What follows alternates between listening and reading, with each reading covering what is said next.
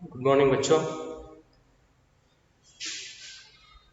KL memorial CBSE school Mudhol आपको स्वागत करता है। बच्चों, पिछले कक्षा में कल हम 7वीं कक्षा के दादी माँ पाठ के बारे में हम चर्चा किए थे और वह पाठ का विषय समाप्त करके तो पाठ के पीछे क्या अभ्यास है, वो प्रश्न अभ्यास है, तो प्रश्नोत्तर का चर्चा भी किए थे।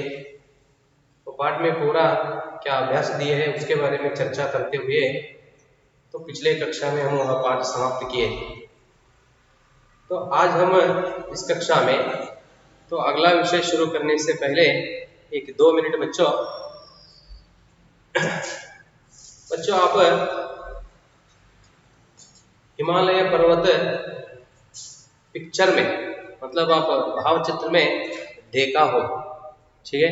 तो वहां जाके देखने के लिए नहीं हुआ तो भी आप इधर चित्र में हो और भाव चित्र में देखा हो, ठीक है। तो हिमालय पर्वत से हमें क्या लाभ है, क्या उपयोग है। तो हिमालय पर्वत हिमपुंज, हिम का एक समूह, हिम बोलते हैं आइस, ठीक है। तो उसका एक क्या होता है, लगातार ऊपर से अब क्या है, इस तरफ बरसात गिरता है, बरसात के रूप में बादल से क्या पानी गिरता है। तो उसी तरह उधर क्या होता है, लगातार क्या होता है, आइस गिरता है, हिम गिरता है। तो हिमालय पर्वत से हमें क्या लाभ है। तो हिमालय पर्वत से बच्चों हमारे कुछ नदियां क्या होते हैं, हमेशा पानी से भरकर बहते रहते हैं। क्योंकि तो वो कैसा लगातार हर एक मौसम में, सीजन में कुछ नदियां क्या होते हैं, हिमालय पर्वत की सहायता से पानी भरकर बहते रहते हैं। कैसे, आप बच्चे जानते हो, जब बरसात का मौसम रहता है, रेनी सीजन, बरसात का मौसम रहता है, उस समय क्या होता है, बरसात गिरकर बरसात के पानी से क्या है, नदियां पानी से भरकर बहते हैं। और गर्मी सीजन में, ठीक है, समर सीजन में गर्मी मौसम में क्या होता है, बरसात नहीं होता है। तो उस समय वो नदियां कैसे बहते हैं, उधर क्या हो रहा है, उसकी एक विशेषता क्या है, तो उधर हमेशा क्या गिरता है, हिम गिरता है, आइस गिरता है। तो उससे वे लगातार गिरने से क्या हो गए, अब इधर हमारी तरफ क्या हम पहाड़ देखते हैं, पहाड़ पर्वत, तो बड़े बड़े पत्थरों से, पेड़ पौधे से क्या होता है, हमारा पर्वत भरा रहता है। लेकिन उधर बड़े बड़े पर्वत किससे बने रहते हैं, हिम से, आइस, ठीक है। तो ऐसा लगातार आइस गिरने से क्या हो गए, हो बड़े बड़े पर्वत या बड़े बड़े क्या पहाड़ जैसे बड़े बड़े पर्वत हिम से क्या हुए, युक्त है। तो इस तरह वो क्या होते हैं, रेनी सीजन बरसात के मौसम में क्या होते हैं, बरसात के पानी से क्या होते हैं, नदियां बहते हैं। गर्मी सीजन में समर सीजन में क्या होता है, सूरज की गर्मी से, सूरज की धूप से क्या होता है, आइस पिघल कर क्या होता है, पानी के रूप में आके वो नदियों से मिलता है। तो उससे क्या होते है, उसकी सहायता से, और क्या हुए, गर्मी मौसम में भी क्या होते हैं, नदियां पानी से भरकर बहते हैं। तो इस तरह क्या है, तो इस देश को हमारे देश में कुछ नदियां हिमालय पर्वत की सहायता से क्या होते हैं, लगातार हमेशा निरंतर वे क्या करते हैं, पानी से भरकर बहते हैं। तो इस तरह क्या है, वह हिमालय पर्वत से हमें बहुत उपयोग और लाभ भी है। तो यह समझाने के लिए तो उसकी हिमालय पर्वत के महत्व और तो हिमालय पर्वत से कौन कौन से नदियां पानी से भरकर बहते हैं, तो हिमालय पर्वत के पास ये नदियां कैसे होती है, मतलब उनके स्वभाव, कवि का क्या है, वर्णन है, प्रशंसा है।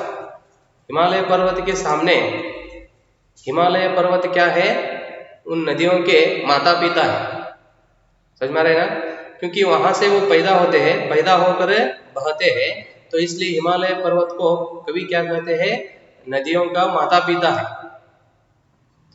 तो उधर उनका स्वभाव और उनकी वह बहाव कैसे होती है, वहां से आगे आने के बाद, माता पिता से अलग होकर वे नदियां आगे आने के बाद, तो उनका स्वभाव और वह भावभंगी कैसे होते हैं, यह हमें समझाने के लिए कवि क्या करते हैं, इधर 7वीं कक्षा में कवि मतलब लेखक जी नागार्जुन जी हिमालय की बेटियां, कौन सा है, हिमालय की बेटियां,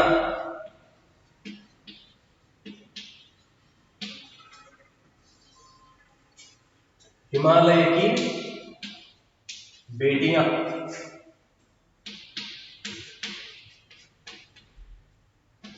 हिमालय की बेटियां पाठ से यह सब विषय हमें समझाने के लिए उन्होंने कोशिश की है।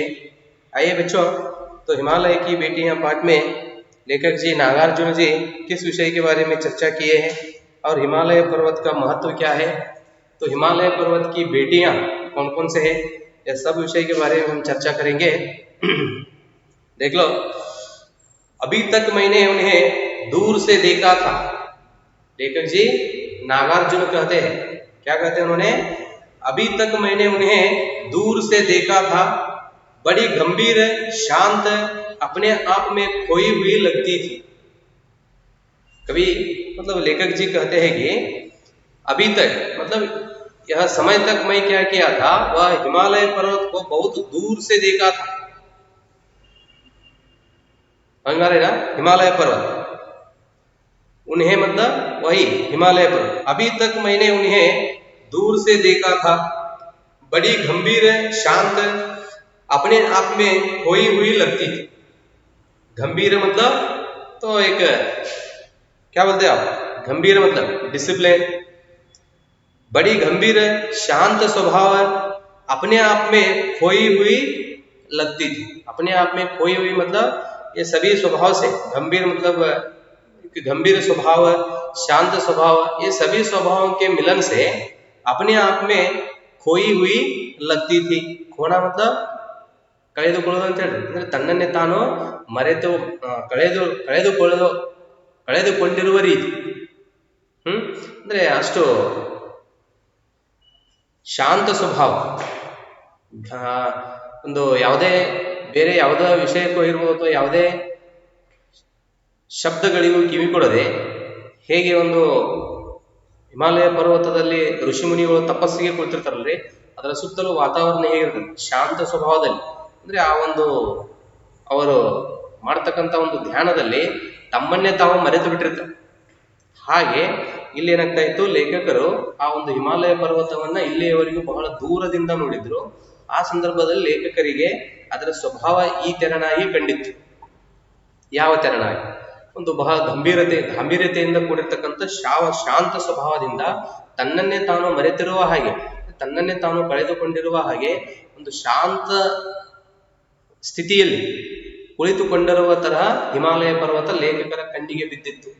ಅಂದ್ರೆ ಅವರು ಆ ರೀತಿಯಾಗಿ ನೋಡಿದ್ರು. खोई हुई लगती थी, संभ्रांत महिला की भांति वे प्रतीत होती। प्रतीत होना मतलब लगना, ठीक है। संभ्रांत मतलब वही गांभीर्य, शांत, संभ्रांत महिला की भांति, भांति मतलब तरह, उसकी तरह बोलते हैं आप, उसी तरह भांति, तरह, संभ्रांत महिला की भांति वे प्रतीत होती थी मतलब ऐसा इस तरह लगती थी। उनके प्रति मेरे दिल में आदर और श्रद्धा के भाव थे। तो उनके प्रति मतलब हिमालय के प्रति। जब हिमालय पर्वत लेखक जी को ऐसे अनेक भाव से दिखाई दिया तो उस समय लेखक जी के मन में क्या हुआ, तो हिमालय पर्वत के बारे में बहुत आदर और श्रद्धा के भाव उत्पन्न हुए। आदर मतलब रिस्पेक्ट बोलते ना, गौरव। आदर मतलब गौरव। उनके प्रति मेरे दिल में आदर और श्रद्धा के भाव थे। माँ और दादी, मौसी और मामी की गोद की तरह उनकी धारा में डुबकियां लगाया करता। देख तो क्या करते हैं, जिस तरह बच्चे, जिस तरह हम सब लोग अब और हम सब लोग माँ और दादी, मामी और मौसी की गोद की तरह उनकी धाराएं डुबकियां लगाया करते। जिस तरह हम सभी माँ और बाप हो, ठीक है, माँ और मौसी, दादा और दादी, तो इनकी गोद में हम बचपन में होते थे तो उस समय हम क्या करते थे, तो इन सभी घर वालों के गोद में हम क्या करते हैं, खुशी से समय बिताते हैं। मतलब सोते हैं, छोटे छोटे होते हैं ना, जाके गोद में बैठते हैं, एक एक बार हम उनके गोद में छलांग मारते हैं, ठीक है। उस समय क्या वह समय रहता है, खुशी का समय रहता है। तो उसी तरह इधर क्या करते हैं कवि, हिमालय पर्वत को तो माँ बाप दादा दादी के गोद जिस तरह बच्चों को अच्छा लगता है, तो उसी तरह माँ बाप मौसी और मामी, तो इनके साथ उन्होंने हिमालय पर्वत को तुलना करते हैं। तुलना करना मतलब कंपैरिजन बोलते हैं ना, कंपेयर कर। मौसी और मामी की गोद की तरह उनकी धारा में डुबकियां लगाया कर। डुबकियां मतलब छलांग मारना, ठीक है। और आप पानी देखते रहते हैं, बहते समय क्या होता है, वो उनके लहरें एक के ऊपर एक क्या होते हैं, किनारे को आ कर वे क्या करते हैं, लगते रहते हैं। तो उसी तरह जब लेखक जी जाके उसके पास जाके देख लिए, हिमालय पर्वत के पास है, ये सभी नदियां हिमालय पर्वत के गोद में बहुत खुशी से डुबकियां लगाए कर। डुबकियां लगाना मतलब तो लहरें क्या करते हैं, एक के ऊपर एक, उधर बड़े बड़े लहरें उठते हैं, बड़े बड़े लहरें उठते हैं। तो यह देखकर लेखक जी को बहुत आश्चर्य हुआ, ठीक है, डुबकियां लगाया करता। परंतु इस बार जब मैं हिमालय के कंधे पर चढ़ा तो वे कुछ और रूप में सामने थे। यह सब लेखक जी यहाँ तक क्या कहते हैं, यह पूरा लेखक जी सिर्फ हिमालय को बहुत दूर से देखकर, तो उधर का एक पर्यावरण या वातावरण इस तरह था, ये नदियां तो उधर कैसे थे, यह सब लेखक जी क्या हमारे साथ चर्चा किए।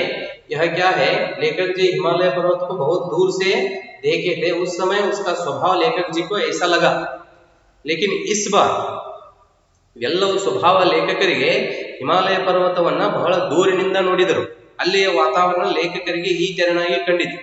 ಆದರೆ ಈ ಸಲ ಏನಾಗ್ತಾ ಇದೆ, ಲೇಖಕರು ಹಿಮಾಲಯದ ಭುಜದ ಮೇಲೆ ಹತ್ತಿದ್ದಾರೆ ಅಂತ ಹೇಳ್ತಾರೆ, कंधे पर मतलब हिमालय के ऊपर। तो उधर ही जाकर अब आप भी देखते रहते हो, अब हमारे गांव में क्या होता है, पहाड़ पर एक मंदिर है, इधर खड़े होकर हम क्या करते हैं, मंदिर की प्रशंसा करते रहते हैं, उधर ऐसे पेड़ है वैसे पेड़ है, वह मंदिर उधर स्थल क्या है, बहुत शांत स्थल है, ठीक है, उसके बारे में हम प्रशंसा करते रहते हैं। जब हम प्रशंसा करते रहते हैं, वे लोग सुनते रहते हैं, उनके मन में यह एक भाव उत्पन्न होता है कि हम भी उधर जाके वो देखना है, ठीक है, ऐसा एक इच्छा प्रकट होता है। तो उस समय वे भी क्या करते हैं, उधर जाने के लिए मन अधीर हो जाता है। उसी तरह इधर क्या हो गया, लेखक जी को दूर से जब हिमालय पर्वत को देखे थे, उस समय ये सब भाव लेखक जी के मन में उत्पन्न हुए। अब लेखक जी क्या बोलते हैं, परंतु लेकिन इस बार जब मैं हिमालय के कंधे पर चढ़ा, कंधा मतलब शोल्डर बोलते हैं ना, कंधा,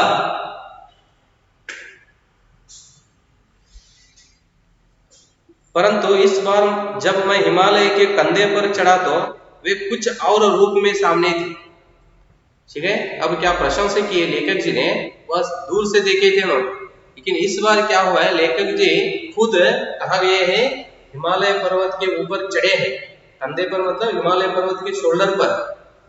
इसका अर्थ होता है कि उसके ऊपर लेखक जी हिमालय पर्वत चढ़े हैं। उधर चढ़कर देखे तो वो क्या हुआ, उधर का वह एक पर्यावरण या वातावरण लेखक जी को कुछ और रूप में और एक अलग रूप में लेखक जी को दिखाई दिया। समझ में ना, ದೂರಿನಿಂದ ನೋಡುವಾಗ ಒಂದು ಅದರ ಸ್ವಭಾವ ಅಥವಾ ಅಲ್ಲಿಯ ವಾತಾವರಣ ಬೇರೆಯಾಗಿ ಕಂಡಿತ್ತು. ಆದರೆ ಈಗ ಲೇಖಕರು ಖುದ್ದಾಗಿ ತಾವೇ ಅಲ್ಲೇನಾಗಿದ್ದಾರೆ, ಅಲ್ಲಿ ಹೋಗಿ ನೋಡಿದಾರ. ಈಗ ಏನಾಯ್ತಪ್ಪ ಅಂತಂದ್ರೆ ಅದರ ಒಂದು ವಿಶೇಷತೆ ಏನಾಯ್ತು, ಬೇರೆಯಾಗಿದೆ, ಅಥವಾ ಅದರ ರೂಪವೇ ಏನಾಗಿದೆ, ಬೇರೆಯಾಗಿದೆ.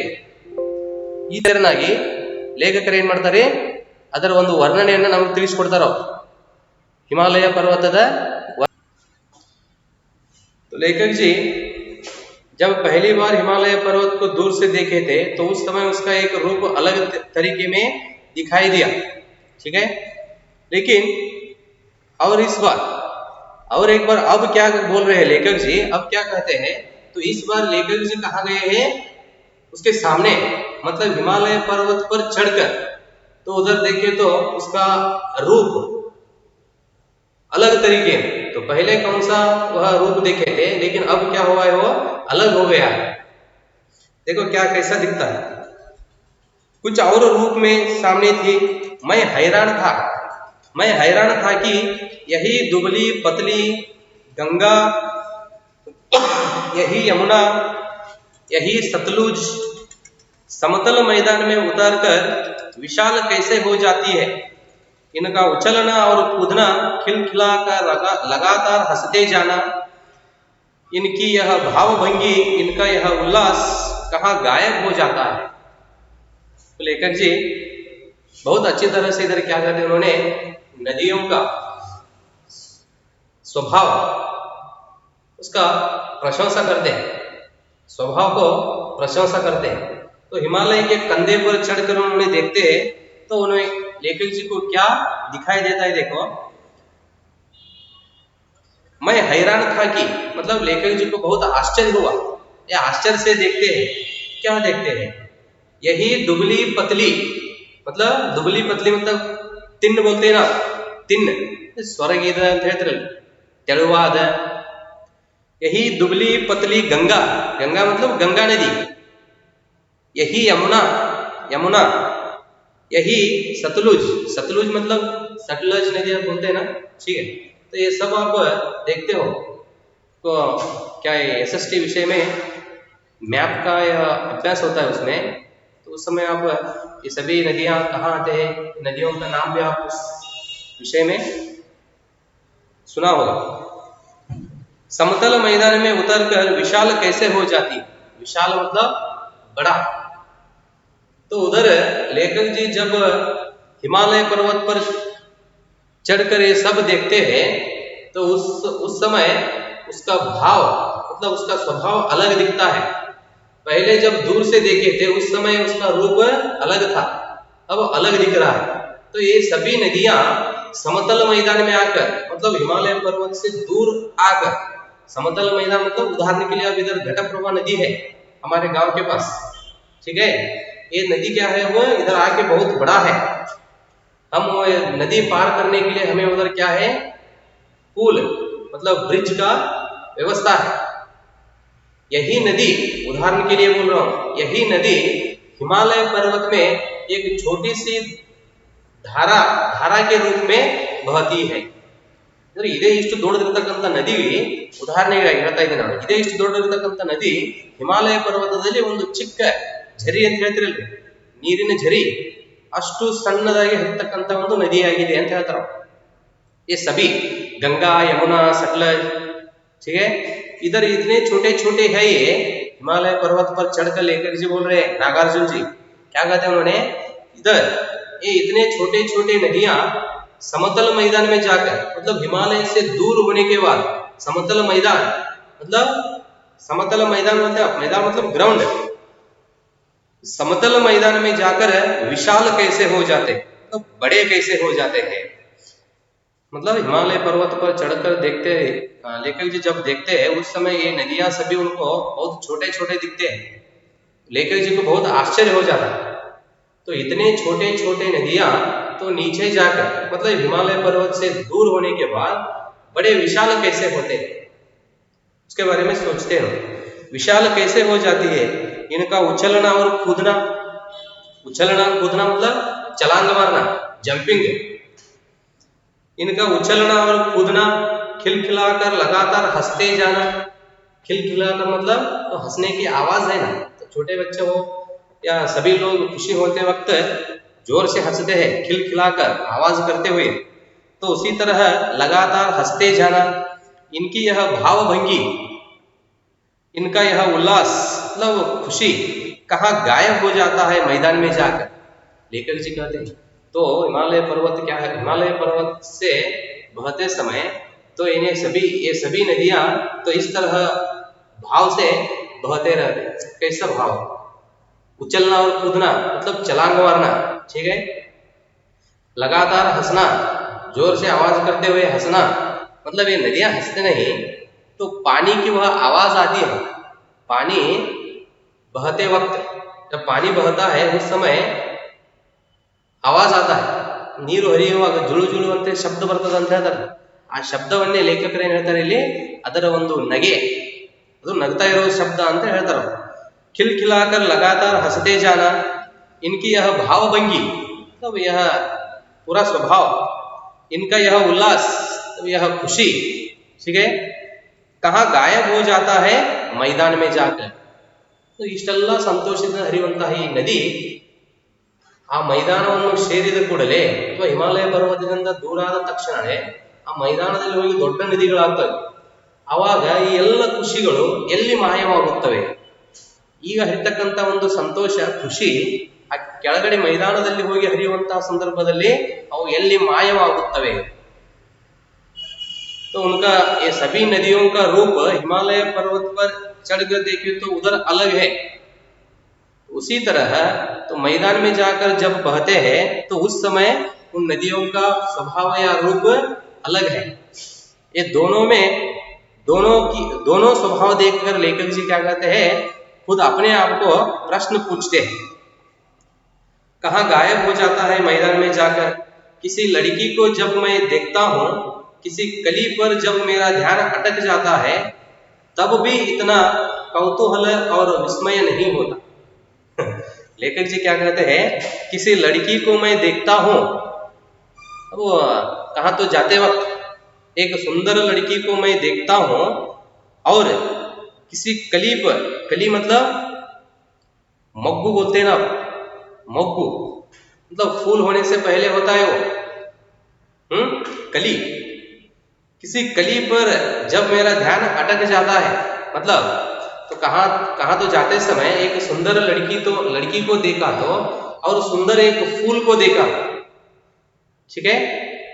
जब मेरा ध्यान अटक जाता है मतलब वे दोनों मुझे आकर्षित करते हैं, तो उस समय मैं जब कौन से वह भाव में रहता हूं, उस भाव में उस तरह अब क्या हुआ है, ये नदियां मुझे आकर्षित किए. मतलब उस समय भी ऐसा मुझे नहीं हुआ है, उससे भी ज्यादा. तो फूल देखे तो फूल हमें जिस तरह आकर्षित करता है उससे भी ज्यादा, समझ में आ रहे ना, ये नदियों का वह भावभंगी मुझे आकर्षित किए हैं. समझ में आया ना देखने का. तो ಲೇಖಕರು ಏನು ಹೇಳ್ತಾರೆ ಇಲ್ಲಿ, ಅಥವಾ ಒಂದು ಹೂವು ಅಥವಾ ನಾನು ಒಂದು ಯಾವುದಾದ್ರೂ ಯುವತಿಯನ್ನ, ಲೇಖಕ್ ಜಿ कहते ಯಾವುದಾದ್ರೂ ಯುವತಿಯನ್ನ ಕಂಡಾಗ ಅಥವಾ ಒಂದು ಸುಂದರವಾದ ಹೂವಿನ ಮೊಗ್ಗನ್ನ ಕಂಡಾಗ ನಮ್ಮ ಮನಸ್ಸನ್ನು ಹೇಗೆ ಆಕರ್ಷಿಸುತ್ತವೆಯೋ ಅದಕ್ಕಿಂತಲೂ ಹೆಚ್ಚು ಈ ನದಿಗಳ ಒಂದು ರೂಪ ಅಥವಾ ಸ್ವಭಾವ ನನ್ನನ್ನು ಏನ್ ಮಾಡಿದೆ, ಆಕರ್ಷಿಸಿದೆ. देखो किसी लड़की को जब मैं देखता हूं, किसी कली पर जब मेरा ध्यान अटक जाता है, तब भी इतना कौतूहल और विस्मय नहीं होता जितना कि इन बेटियों की बाल लीला देखकर. उससे भी ज्यादा मुझे अब क्या हुआ, उससे भी ज्यादा मुझे आश्चर्य हुआ, उससे भी ज्यादा ये बेटियां, मतलब हिमालय की बेटियां मुझे क्या किए, आकर्षित किए। उन लड़कियों की या बेटियों की बाल लीला, बचपन के लीला, ठीक है, लीला मतलब उनके खेल। बच्चों यहाँ तक हम क्या देखें, लेखक जी नागार्जुन जी हिमालय पर्वत से बहने वाले नदी, तो हिमालय पर्वत में मतलब जब उनका वो पैदा हुआ स्थान है, तो उगम स्थान है, तो उधर उनका स्वभाव कैसा होता है, तो उधर से बहकर वे मैदान में जाकर मिलते हैं ना, तो उधर उनका स्वभाव कैसे होता है, ये सब विषय हम आज समझ लिए हैं। तो अभी नागार्जुन जी वे हिमालय पर्वत के, हिमालय की बेटियां हैं, मतलब हिमालय पर्वत से जो नदियां बहते हैं, तो उनका स्वभाव और उनसे हमें क्या लाभ है, ये सब विषय अभी कभी लेखक जी हमारे साथ चर्चा करना चाहते हैं। तो आगे का विषय क्या है, तो लेखक जी हमें क्या समझाने के लिए कोशिश किए हैं, तो यह पूरा विषय हम अगले कक्षा में देखेंगे बच्चों। धन्यवाद।